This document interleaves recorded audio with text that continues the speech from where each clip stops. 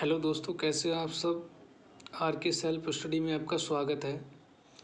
अब मैं आपको बताने जा रहा हूँ कि हिंदी को आप कैसे याद करें जिससे आपकी 95% प्लस बने। तो दोस्तों, सबसे ज़रूरी बात ये है कि हमें पता होना चाहिए कि हमें कितना करना है और कितना नहीं करना है। तो दोस्तों, खंड का ये लिखा है आपका खंड का। सबसे पहले आपको वहाँ पे 2 खंड दिए होते हैं, खंड का और खंड का। खंड का में क्या होता है कि गद्यांश, जो एक गद्यांश दिया होता है, गद्यांश और पद्यांश से रिलेटेड 10 क्वेश्चन आते हैं। गद्यांश और पद्यांश से रिलेटेड 10 क्वेश्चन आते हैं, वो एक एक नंबर के होते हैं।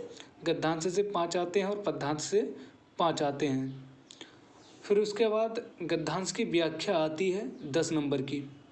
उसमें 5 प्रश्न दिए होते हैं, पाँचों प्रश्न 2-2 नंबर के होते हैं। और दूसरी पद्यांश की व्याख्या आती है। पद्यांश भी 10 ही नंबर की होती है, इसमें भी 5 क्वेश्चन दिए होते हैं और 2-2 नंबर के होते हैं। इसके बाद लेखकों का साहित्यिक परिचय एवं कृतियाँ होती हैं। लेखकों का साहित्यिक परिचय एवं कृतियाँ होती हैं। जो लेखकों का साहित्यिक परिचय होता है वो 3 नंबर का होता है और जो कृतियाँ होती हैं वो 2 नंबर की होती हैं। उसके बाद आता है कवियों का साहित्यिक परिचय एवं कृतियाँ। तो कवियों का साहित्यिक परिचय 3 नंबर का होता है और 2 नंबर की कृतियाँ होती हैं। इसके बाद आती है कहानी। कहानी का सारांश एवं उद्देश्य पर आधारित प्रश्न, ये 5 नंबर का एक प्रश्न होता है। अब इसके बाद आती है कथा वस्तु। कथा वस्तु, कथा वस्तु एवं प्रमुख पात्रों की चित्रण। अब ये भी एक ही प्रश्न होता है, ये 5 नंबर का आता है। और इसके बाद आता है खंड खा। खंड खा में गद्यांश जो होता है उसकी संदर्भ सहित हिंदी अनुवाद होता है। जो हिंदी अनुवाद होता है उसके 5 नंबर मिलते हैं और जो संदर्भ लिखा जाता है उसके 2 नंबर मिलते हैं। श्लोक का संदर्भ सहित हिंदी अनुवाद आता है। इसमें क्या होता है, 2 संदर्भ के नंबर मिलते हैं और 5 नंबर हिंदी अनुवाद के मिलते हैं। टोटल 7-7 नंबर के ये 2 क्वेश्चन आते हैं। और दोस्तों, इसी में देखो हम बताने जा रहे हैं मॉडल पेपर में, जैसे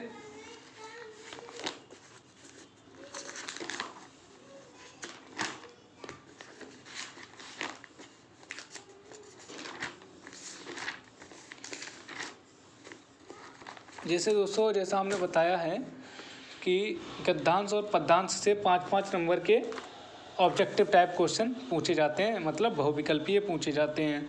तो ये 10 क्वेश्चन होते हैं। ये 10 क्वेश्चन होते हैं, 5 क्वेश्चन गद्यांश के होते हैं और 5 क्वेश्चन पद्यांश के होते हैं। उसके बाद हमने आपको बताया है गद्यांश की व्याख्या करने को आती है। गद्यांश की व्याख्या करने को आती है। तो अब देखो ये दोस्तों है, गद्यांश एवं दिए गए गद्यांश पर आधारित निम्नलिखित प्रश्नों के उत्तर दीजिए। तो अपने लोग कहते हैं गद्यांश की व्याख्या है, तो उसी से रिलेटेड, जैसे मतलब देखो इसमें 5 क्वेश्चन दिए हुए हैं और ये पाँचों 2-2 नंबर के हैं। ये नहीं है कि हमें सिर्फ व्याख्या कर दी तो मतलब 10 नंबर मिल गए, नहीं। इनके पाँचों के आंसर देने हैं, तब आपको कहीं जाके 10 नंबर मिलेंगे। अब इसके बाद पद्यांश, ये 2 दिए हुए हैं, इनमें से एक करना है कोई सा भी अथवा में। अब इसके बाद ये देखो, दिए गए पद्यांश पर आधारित निम्नलिखित प्रश्नों के उत्तर दीजिए। अब इसकी देखो यहाँ व्याख्या करने को आई है, ये देखो ये दिया हुआ है।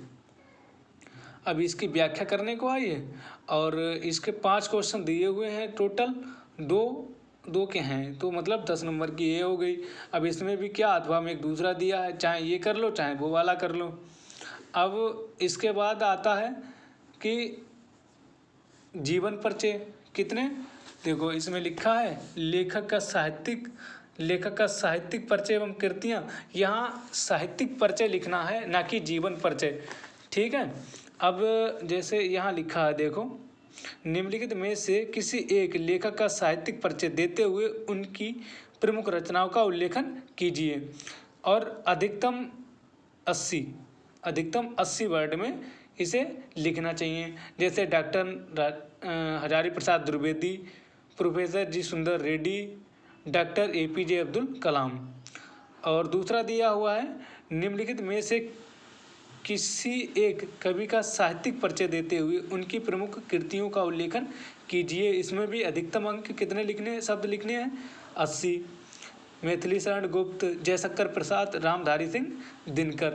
तो अब इसके बाद हमने आपको बताया है लेखक का साहित्यिक परिचय, और इसके बाद फिर है कहानियों के सारांश एवं उद्देश्य पर आधारित प्रश्न, मतलब इससे एक रिलेटेड प्रश्न आएगा।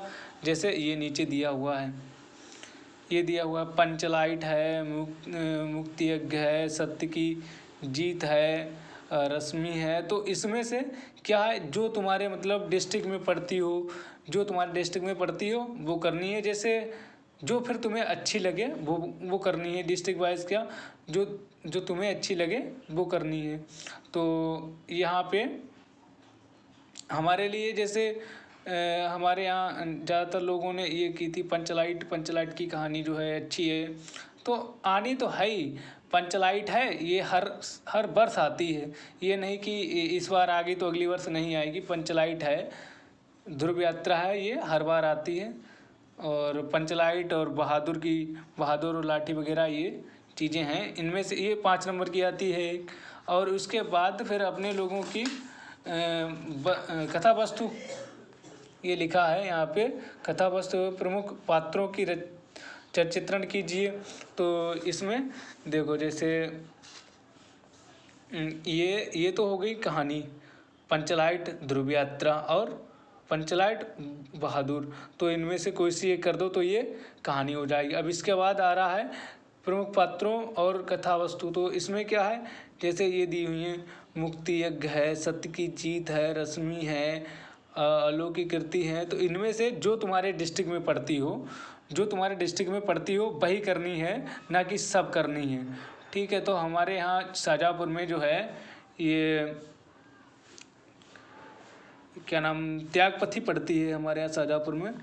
तो हम ये करेंगे, और बाकी आपके जो शहर में जो पड़ती है वो करनी है आपको।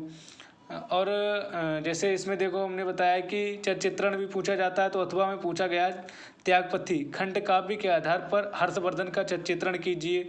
तो हर्षवर्धन इसका जो पात्र है वह मुख्य पात्र हर्षवर्धन जो है उसका चलचित्रण पूछा गया है। अब खंड खा में पहुँचते हैं अपने लोग। तो खंड खा में सबसे पहले क्या है, गद्यांश का संदर्भ सहित हिंदी में अनुवाद पूछता है। गद्यांश का संदर्भ सहित हिंदी में अनुवाद। और इसके बाद फिर पूछेगा कि मतलब जो श्लोकों का हिंदी में अनुवाद संदर्भ सहित। तो ये श्लोक दिया हुआ है, इसका हिंदी में अनुवाद, ये 2 श्लोक दिए हैं, इनमें से एक का किसी का करना है। फिर उसके बाद मुहावरे दिए हुए हैं 2 नंबर के। तो मुहावरे दिए, इनमें से एक करने, मतलब 1-1 नंबर के 2 हैं तो 2 करने हैं। ठीक है। और मतलब एक का अर्थ देना है कि नहीं, एक का अर्थ लिखिए, वाक्य में प्रयोग कीजिए। मतलब एक का अर्थ लिखोगे उसका 1 नंबर हो जाएगा, और वाक्य में प्रयोग करोगे तो उसका 1 नंबर हो जाएगा, तो 2 नंबर हो जाएंगे। अब उसके बाद निम्नलिखित शब्दों के संधि विच्छेद आते हैं। तो अब बात करते हैं हम लोग कि याद क्या क्या करें। तो सबसे ज़रूरी बात ये है कि पैटर्न हमें पता लग गया है कि आता क्या है। ठीक है। अब पैटर्न जब पता लग गया तो हम सॉल्व भी कर लेंगे और याद भी कर लेंगे कि क्या क्या याद करना, क्या मैन है। तो जैसे जो राष्ट्र का स्वरूप है, इसमें हम सबसे पहले बात करेंगे खंड का के बारे में। तो खंड का में क्या है, जो राष्ट्र का स्वरूप है, राष्ट्र का स्वरूप पाठ जो है उससे रिलेटेड 100% आता है। राष्ट्र का स्वरूप ये देखो, ये है राष्ट्र का स्वरूप। इससे 100% हर साल 100% हर साल इससे 10 नंबर का क्वेश्चन एक आता है राष्ट्र के स्वरूप से। तो हमें राष्ट्र के स्वरूप में क्या करना है कि जो मतलब दिए हुए हैं गद्यांश और प्रश्न, तो ये हम देख लेंगे जितने भी हैं। लेकिन जो मैन है वो ये है, भूमि का निर्माण देवों ने किया है, ये है। और इसके बाद ये है जन का प्रवाह अनंत होता है, जन का प्रवाह अनंत होता है ये है। और राष्ट्र का तीसरा अंग संस्कृति है ये है। तो हम लोग एक ट्रिक याद रखेंगे कि हम लोग एक ट्रिक से इस पूरे पाठ को याद रखेंगे कि राष्ट्र का स्वरूप का निर्माण 3 चीज़ों से मिलकर हुआ है। एक भूमि और उस पर रहने वाले जन और जन की संस्कृति। तो हमें पूरे पाठ में आप कोई सा भी संदर्भ देखना, उसमें कहीं पे ना कहीं पर आपको भूमि या जन या फिर जन की संस्कृति दिख जाएगी। तो आप पहचान सकते हो कि हाँ ये राष्ट्र के स्वरूप से लिया गया है। ठीक है, तो आराम से आप कर सकते हो। व्याख्या आप जब पाठ पढ़े होंगे तो व्याख्या आप कर लेंगे। अब इसके बाद चलते हैं, जैसे मतलब दूसरा है कि पद्यांश से रिलेटेड आता है। पद्यांश की व्याख्या कीजिए। तो पद्यांश में पहुंचते हैं। पद्यांश में मतलब क्या है कि जैसे ये दिए हुए हैं, अब इन्हीं से आएगा कि हाँ इनकी रचना कीजिए या इनकी व्याख्या कीजिए या इनके क्वेश्चन का आंसर दीजिए। ऐसे करके जैसे ये यहाँ पे दिए हुए हैं उस हिसाब से आएगा ये। और उसके बाद फिर आता है जीवन परिचय। तो जीवन परिचय की बात करें हम, जीवन परिचय में सबसे इम्पोर्टेंट जो हैं वो डॉक्टर APJ अब्दुल कलाम हैं। Doctor APJ Abdul Kalam, doctor APJ Abdul Kalam हैं। और जैसे मतलब हम आपको इसमें ही बता दे रहे हैं, लिखें क्या, अब यहाँ है हर वर्ष देखो ये मॉडल पेपर फर्स्ट दिया हुआ है, इसमें जीवन परिचय पे पहुँचते हैं अपने लोग। देखो जीवन परिचय में डॉक्टर APJ अब्दुल कलाम है, डॉक्टर APJ अब्दुल कलाम इसमें भी हैं। ठीक है, और doctor APJ Abdul Kalam second paper है इसमें भी हैं। और थर्ड पेपर देखते हैं, थर्ड पेपर भी है। तो थर्ड पेपर में कहाँ गए हैं, इसमें देखते हैं कहाँ पे हैं। तो देखो ये है। तो डॉक्टर APJ अब्दुल कलाम अपने लिए मोस्ट मिल गए हैं क्योंकि ये 3 बार पूछे गए हैं इसमें। तो डॉक्टर APJ अब्दुल कलाम तो याद करने ही करने हैं, उसके बाद जो आप चाहो वो याद कर सकते हो। और जयशंकर प्रसाद और महादेवी वर्मा, जयशंकर प्रसाद और महादेवी वर्मा इसमें जो हैं वो इम्पोर्टेंट हैं। देखो सेकंड पेपर में भी शायद आए हो चाहे, तो सेकंड पेपर में भी जयशंकर प्रसाद पूछे गए हैं, महादेवी वर्मा नहीं पूछी गई हैं। तो जयशंकर प्रसाद और महादेवी वर्मा आप याद कर लोगे तो इसी में से कोई ना कोई फंस जाएंगे। देखो जयशंकर प्रसाद 3 बार पूछे गए हैं। ठीक है, इसमें पूछे गए फर्स्ट पेपर में भी। तो अब इसके बाद बात करते हैं कि जो कहानी है उसमें से क्या याद करें। तो कहानी तो आपको हम बता ही चुके हैं, पंचलाइट कहानी याद कर लेना। पंचलाइट है और बहादुर है, ये 2 याद कर लेना आप। तो इन्हीं में से फंस जाएगा कोई सा कोई। और आपको इसमें क्या है, खंड काव्य के नायक की चरित्रण विशेषताओं को प्रकाश डालिए। तो इसमें क्या है, आपको जो त्यागपति है, हम डिस्ट्रिक्ट वाइज बता रहे हैं। जैसे मतलब ये हमारे यहाँ शाहजहाँपुर के लिए पड़ता है त्यागपति, तो आपके यहाँ जो पड़ता है वो याद कर लेना। इनमें से एक ही याद करना है, ना कि सब याद करने हैं। और इनमें क्या है, इनमें आप जब पाठ पढ़ा होगा आप तभी आप इसका मतलब संदर्भ लिख सकते हैं। ठीक है, व्याख्या हिंदी अनुवाद तो क्या है कि अगर आपको हिंदी और संस्कृत ट्रांसलेट करनी आती है तो आप कर लोगे सही से। और ये दिया हुआ है संधि विच्छेद। तो संधि विच्छेद के लिए क्या, इनके लिए सूत्र आते हैं। अब आपको सूत्र पता होगा तब आप कर लोगे। जैसे महर्षि का संधि विच्छेद है, अब इसमें महर्षि का संधि विच्छेद आपको अगर देखना है तो सबसे पहले इनके आप सूत्र याद करोगे, जो सूत्र किताबों में दिए होते हैं उनके हिसाब से आप कर लोगे। तो सूत्र भी अब ये भी कर लोगे आप सही से सब। अब अपने लोग बात करते हैं कि यहाँ चलते हैं। अब देखो यहाँ रस दिए हुए हैं। अब रस के बारे में बात करें तो अपने लोगों को हास्य रस और करुण रस, हास्य रस और करुण रस ये इम्पोर्टेंट हैं। ये हर बार ही कोई ना कोई सा पूछ लिया जाता है। और सोठा और रोला, सोठा और दोहा, इनमें से कोई सा ना कोई से एक आता है। ये दोनों याद कर लोगे तो फंस जाएगा कोई सा ना कोई कि जो छोटा होता है, जो छोटा होता है 2a का उल्टा होता है, या ऐसे करके मतलब याद हो जाएगा। तो इसमें क्या है, अनुप्रास अलंकार और अनुप्रास अलंकार तो पूछा ही जाता है, अनुप्रास अलंकार है, उत्प्रेक्ष अलंकार, ये दो मतलब याद कर लो, इनमें से दो में से कोई ना कोई फंस जाएगा। ये पेपर पूरा अच्छा है, बहुत अच्छा बना हुआ है, अगर आप सही से इस पेपर पे फोकस कर लोगे तो इसी में से फंस जाएगा, कहीं नहीं जाएगा।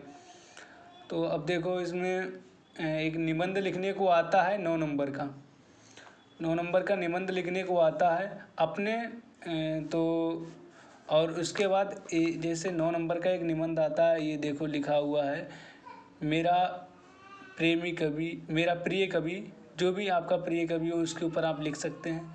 मेरा प्रिय कवि स्वच्छता अभियान की सामाजिक समर्थक, और जैसे मतलब आपको जो अच्छा लगे, जनसंख्या वृद्धि समस्या, आतंकवाद समस्या समाधान, पर्यावरण प्रदूषण समस्या और समाधान, और हमारे प्रधानमंत्री नरेंद्र मोदी, डॉक्टर APJ अब्दुल कलाम पे, किसी पे भी निबंध आ सकता है, तो आप उसे अपना तैयार कर लेना। तो दोस्तों, हमारी वीडियो अगर अच्छी लगी हो तो लाइक शेयर सब्सक्राइब करना, और ऐसी ही वीडियो देखने के लिए कमेंट करना, और हमें बताना है कि मतलब ये वीडियो कैसी लगी। Okay, good bye.